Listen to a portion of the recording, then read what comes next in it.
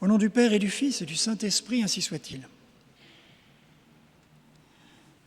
Bien, chers amis, si aujourd'hui il vous prenait l'idée de vous diriger vers l'ouest au lieu de rester à Paris et de franchir notre ancienne frontière pour pénétrer en Bretagne, vous découvririez que la Bretagne célèbre, avec beaucoup de faste, un saint qu'elle aime beaucoup, qui est vraiment un de ces saints qu'on emporte la terre bretonne.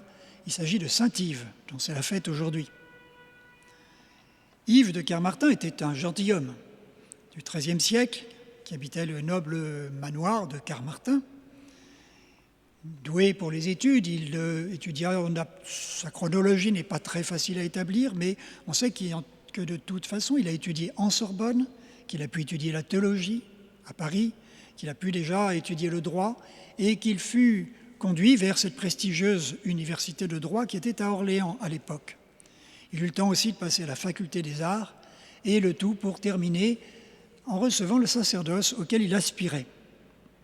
Sa mère était une femme extrêmement pieuse qui aimait à répéter toujours à son fils « Vivez mon fils de telle manière à devenir un saint ».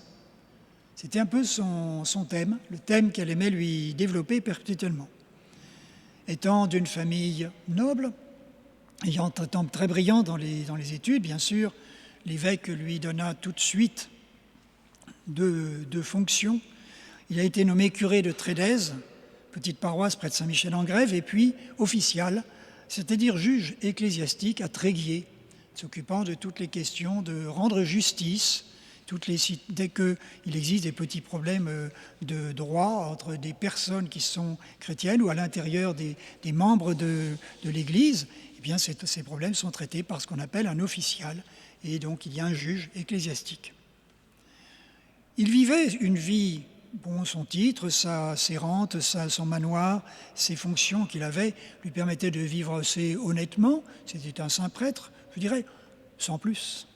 Et c'est à Rennes, en 1281, qu'il se met à fréquenter les frères mineurs, les frères donc issus de l'ordre de Saint-François, qui le convertiront au fond de son cœur peu à peu et l'amèneront à ne s'habiller plus que très modestement, très pauvrement, et de prêcher aussi très pauvrement, parce qu'on lui proposait toujours de prêcher avec des grandes circonlocutions, mais ce qui l'intéressait, c'était de parler de Dieu avec beaucoup de simplicité, beaucoup de cœur. Après le décès de ses parents, il hérita du manoir familial et il eut volontiers, on le vit inviter des miséreux à sa table. On dit même qu'il a recueilli 2 orphelins, et bien on le voit dans plusieurs épisodes rentrer chez lui dépouillé parce qu'il avait donné ses vêtements à des pauvres et des miséreux qui n'avaient rien. Mais ce qui a fait sa gloire, et il en est maintenant, on peut dire qu'il est invoqué sous ce titre-là, c'est évidemment son titre de juriste. Il est le patron de tous les juristes, tous les gens qui s'occupent du droit. Et il assuma ses fonctions avec un très grand esprit de justice, de conciliation, gratuitement, ce qui était aussi une idée un peu nouvelle, originale, se faisant le conseiller, le défenseur des plus démunis. C'était lui qui cherchait à protéger tous ceux qui étaient attaqués en étant démunis. Et il l'a jugé avec beaucoup de droiture, sans tenir compte des conditions sociales, sans tenir compte de l'argent et de toutes ces autres réalités qui souvent trompent la justice. La légende rapporte de lui un fait tout à fait merveilleux, tout à fait sympathique. Il était appelé à traiter une affaire qui opposait un aubergiste et un mendiant. Et l'aubergiste voulait facturer au mendiant le fait qu'il venait s'approcher de son auberge sous prétexte qu'il se nourrissait des odeurs de la cuisine. Vous voyez jusqu'où va la vénalité. Et Yves entend parler de cette querelle entre le mendiant et l'aubergiste, est obligé de prendre la défense du mendiant, et le voilà se rendant chez l'aubergiste, il ouvre sa bourse, il jette quelques pièces sur la table, et alors que l'aubergiste s'apprête à les prendre, il met la main dessus, il les plaque, et il dit, eh bien de même que que l'odeur a réussi à payer la nourriture, eh bien le son servira à vous payer en argent. Donc, si le malheureux se contente d'odeur, vous vous contenterez du son de mes pièces, et il a ramassé les pièces. C'est ainsi qu'il avait fait justice. Il a conquis assez facilement tout l'amour du peuple breton, qui gardera d'ailleurs très fidèlement un amour pour ce grand juge. Mais il apporte à la justice un regard qui est tout à fait magnifique et qui est le vrai sens de la justice. Je rappelle qu'on est aussi, on n'est pas loin de celui qui avait marqué tout son siècle, c'est-à-dire Saint Louis, dont on dit qu'il rendait justice. Quand on parle de Saint Louis, on ne peut pas faire autrement que de parler du fait qu'il rendait justice sous son fameux chêne à Vincennes. Parce que la justice, c'est une vertu cardinale dont nous avons besoin. C'est celle qui fait rendre à chacun ce qui lui est dû. C'est une vertu, comme c'est l'arsenal des vertus cardinales, c'est une vertu clé, c'est-à-dire que rien ne se passe sans l'usage de cette vertu de justice. Nous en avons besoin tout le temps. Mais ce qu'elle a de particulier, cette vertu, c'est qu'elle est la clé du rapport entre les hommes. Alors Dieu sait que nous sommes dans la société, nous avons besoin de rapports avec les autres hommes, et tout ce qui est rapport avec les autres relève de la justice d'une façon ou d'une autre. Et vous savez très bien, quand on est face à une injustice, on a forcément à reconquérir quelque chose sur quelqu'un. Donc la justice domine la vie en société.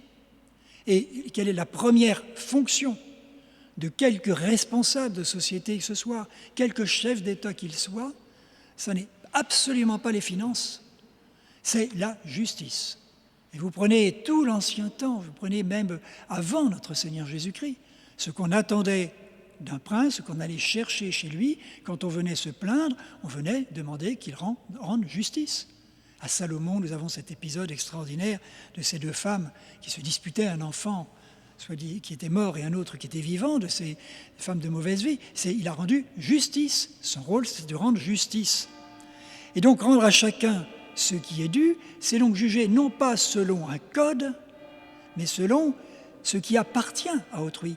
La justice, c'est quelque chose qui touche à objectivement quelque chose. Ce n'est plus quelque chose qui nous est intérieur, c'est un ordre qui n'est pas à l'intérieur de notre âme. Ce n'est pas un ordre qui est lié à nos intentions. Non, c'est un ordre objectif qui touche à des objets, des choses qui sont un rapport entre un autre homme et un homme et un autre homme. Vous avez des hommes qui ont des rapports à égalité, donc ça sera à rendre à égalité. Tu m'as vendu telle chose, je te dois telle somme, c'est un rapport à égalité. Il existe des rapports entre hommes qui sont des rapports proportionnels. Vous êtes responsable par exemple d'une entreprise, et vous donnez à chacun selon son dû, selon le mal qu'il se donne, et selon son degré de perfection, selon ce qu'il est capable de produire. Et donc, la justice, ça porte par rapport à un objet, quelque chose qui est observable, qui est extérieur. Et c'est cet échange de choses extérieures qui doit être fait selon cette exacte proportion ou cette exacte égalité. Et c'est là qu'il y a justice. Donc vous comprenez que la justice, elle ne dépend pas d'un code, elle ne dépend pas d'une sorte de droit abstrait.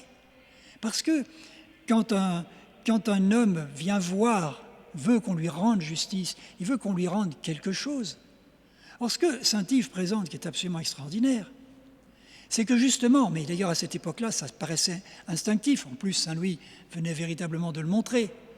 Ce qui est extraordinaire, c'est qu'on ne demande pas à quelqu'un, on ne vient pas demander s'il y a une astuce, s'il existe une combine pour pouvoir être selon la loi, ou remporter selon la loi, ou contourner la loi. Ça n'a rien à voir.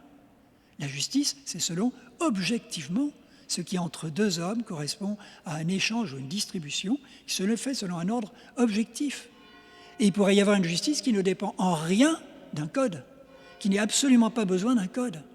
C'est une des manies modernes d'être en train de chercher s'il y a un mot qui a été oublié, s'il y a une phrase qui a été mal faite, s'il y a une plaidoirie qui n'est pas réussie pour rendre justice. Ce n'est pas de la justice, c'est se préparer à toute forme d'injustice.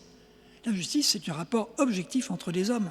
Ce n'est donc pas un idéal chimérique, ce n'est donc pas une décision abstraite, c'est une soumission au réel. Et c'est tellement une soumission réelle qu'à qui doit-on justice? À tout ce qui est autre que nous-mêmes, donc à Dieu, donc au prochain groupé en société. Voilà les trois domaines de la justice. Et quand quelqu'un est un saint, on va vous dire il est juste. Il est juste parce qu'il a rendu à Dieu ce qu'il lui doit, il a rendu aux autres ce qu'il leur doit, il a rendu à la société ce qu'il y doit. Et voilà la grande leçon que nous donne saint Yves. On est à l'inversion de notre monde est absolument inquiétante. On ne voit pas très bien comment on peut s'en sortir. On est aux antipodes de la notion de justice. Quand bien même des gens arrivent à recourir et à se faire justice, mais la justice ne dépend pas des droits de l'homme, elle ne dépend pas de notions abstraites. La justice, c'est un rapport de choses qui doivent être données à autrui, selon un certain rapport, une certaine proportion. Et donc, il existe une intuition de la justice, une manière de rendre justice. Les situations ne sont jamais les mêmes. Mais en réalité, c'est cette situation qui permet d'être véritablement juste. Alors invoquons saint Yves. Saint Yves n'a pas fait de décret. Saint Yves n'a pas fait de code, de droit. Non, saint Yves nous laisse apercevoir qu'on conduit plus facilement les hommes à Dieu en étant juste qu'en étant légal. Ce n'est pas la légalité qui fait la justice, et même parfois c'est l'inverse. Donc en revanche, la justice appartient au cœur de tout homme.